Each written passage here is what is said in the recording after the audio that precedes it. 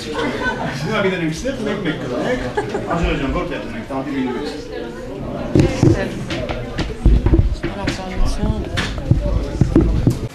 Եկեք նայեք, ասեք շատ վատն է կամ շատ լավն է, բայց երբեմն այստեղից դուրս գալուց, վայ, մեզ հրավիրատուն չեք տալիս, վայ, չէ, հրավիրատուն ասում եմ, Անժելան, մարդ չկա։ Մարդ չկա, անտալի, բատումի,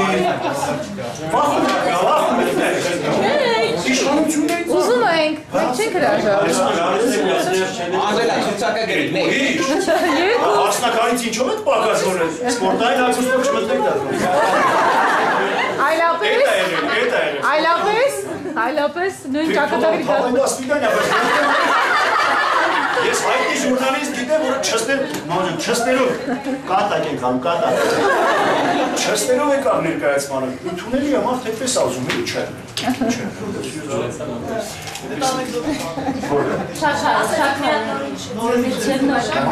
Մեր մորացի կախար, ես ինձ աղը հետ ծաղիկ բարն ես գուշած է, կարտեք ես տեղ արդեն ինչ ենքան բան է, որ ծաղիկ բարս գուշ ասեն, Գերմանիա բարս գուշ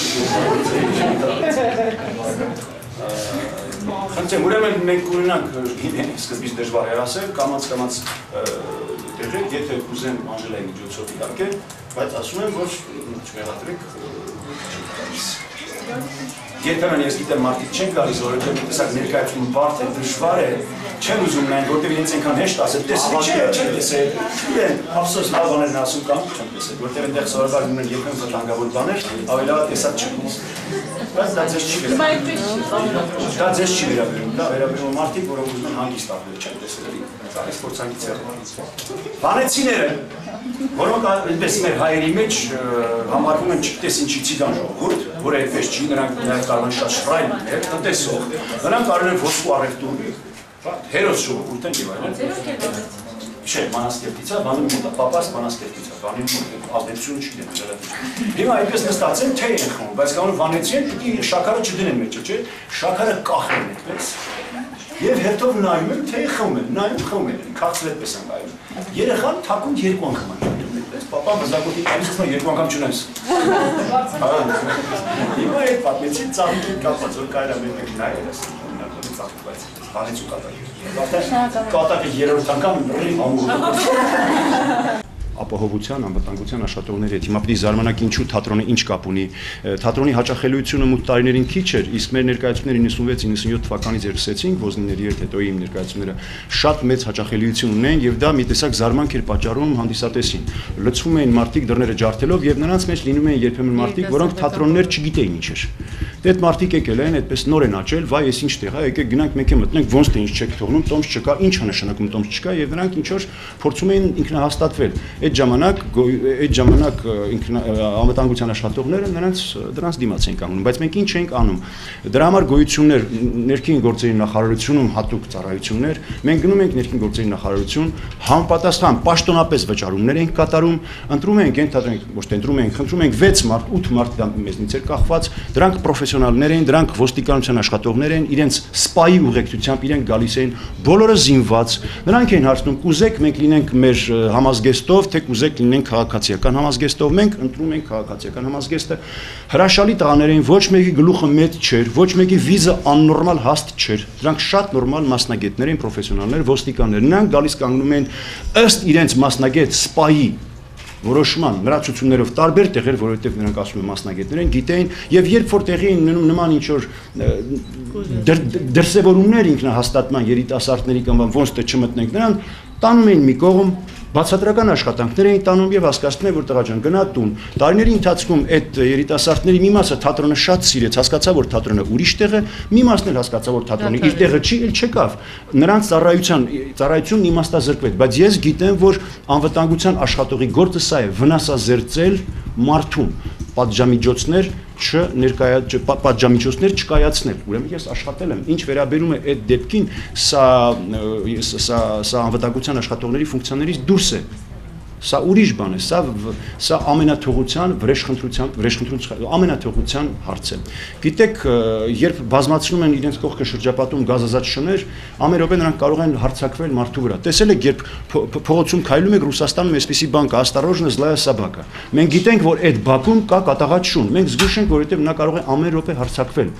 Եվ եթե տերը այդպիսի կատաղաչուն չպահի, այստեղ այդ խնդրեմը չի լինի։ Ուղղակի ըստի ստեղծված է մի միջավայր, որտեղ մարդիկ իրենց ապահովության համար այդ անվան տակ ստեղծել են պատժիչ ջոկատներ, որոնք ձեռք են բարձրացնում ում վրա ուզեն, երբ ուզեն։ Ինքներդ էլ ինձ լավ գիտեք, որ սա առաջին դեպքը չէր, երկրորդ դեպքը չէր, նման բաներ եղել են, նման պատժամիջոցներ կիրառել են։ Ինքը, եթե ես տեսել եմ հարցազրույցների ժամանակ Ռուբեն Հայրապետյանը ինքը ասել է, որ դա իր քաղաքականությունն է, պատժամիջոցների կիրառումը եւ սա համապատասխան արձագանք չի գտել իշխանությունների կողմից։ Եվ հիմա ինչու հանկարծ ժողովուրդը այսպես բորբոքվեց, ջղայնացավ, որովհետեւ մի քանի հանգամանք արդեն, ինչպես ասում են, իրար վրա նստեցին հական։ Նախ արդեն չափ ու սահմանը անցան։ Երկրորդ խոսքը վերաբերում է հայոց բանակին, որ մարդկանց մոտ արդեն գիտեք հարց է առաջանում, եթե այսօր եկան արդեն հայոց բանակին սկսեցին ծեծել, ես կարդացի Զորի Բալայանի հոդված այդ մասին, որ պատերազմի տարիներին ռազմական բժիշկները կատարել են 10,000 վիրահատություն, որից 8,000-ը վերադարձել են նորից ռազմաճակատ, հասկանում եք ում վրա եք ձեր բարձրացնում։ Իհարկե մենք խոսում ենք անդադ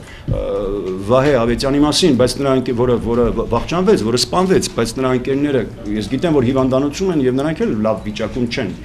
Սարսափելի բան է տեղի ունեցել եւ արդեն ժողովուրդը չի ուզում այս ամեն ինչը հանդուրժել։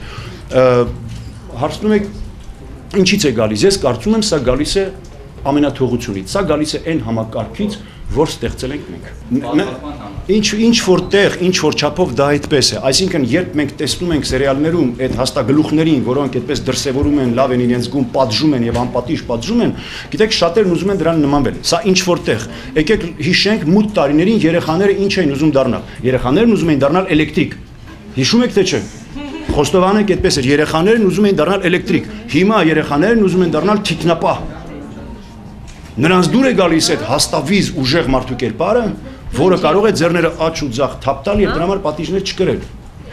Այդ իմաստով ինչ որտեղ այդ սերիալները անպատիժ, այդ սերիալ այդ հանցագործ տեսարանները ինչ որտեղ դրան նպաստում են, իհարկե, բայց ասել, որ սերիալն է պատճառը, սա ճիշտ չի։ Ես այդ մարդկանց շատ տեսել եմ, ես ասեմ որտեղ եմ նրանց տեսնում։ Բանն այն է, որ ես ոչ միայն ներկայացումները խաղում եմ, ես նաև հանդիպումներ շատ ունեմ ուսանողների հետ։ Այնտեղ լինում են դասախոսություններ կամ հանդիպումներ կամ հանդիպում դասախոսություններ, եւ ես երբեմն ստանում եմ նաև նամակներ։ Ինձ նամակներում գրում են մարդիկ, որ ես այսպեսի հոգեվիճակում եմ, ես ամբողջապես կոտրված եմ, ես ոչ մի հույս չունեի, ես ապագայի հետ կապված ու Հայաստանի ապագայի հետ հույս չունեի, ես ձեր ներկայացումը տեսա կամ ես հանդիպումն եղա։ Ես շնորհակալ եմ, որովհետեւ ես բռունցքներս սեղմած, ես մնում եմ, ես պիտի այստեղ մնամ, ապրեմ, աշխատեմ։ Սա ինձ համար ամենամեծ մխիթարությունն է, ամենամեծ մխիթարությունը։ Ինչից են նրանք դրան գալիս, սա ուրիշ հարց է։ Ինչ են տեսնում այդ ներկայացումը մեջ, ես դա չեմ կարող ասել։ Սա է, բայց սпасել երգիծական, քաղաքական, երգիծական ներկայացումներից, գիտեք, այդպիսի հասարակական մեծ շարժումներ ու փոփոխություններ ըստ իս ճիշտ չի։ Այդպես չի լինում։ Պարոն Պետրոսյան, իսկ ներկայացումը երբ է արդեն։ Հուլիսի 23-24 Պարոնյանի անվան թատրոն, Պարոնայք 50-50։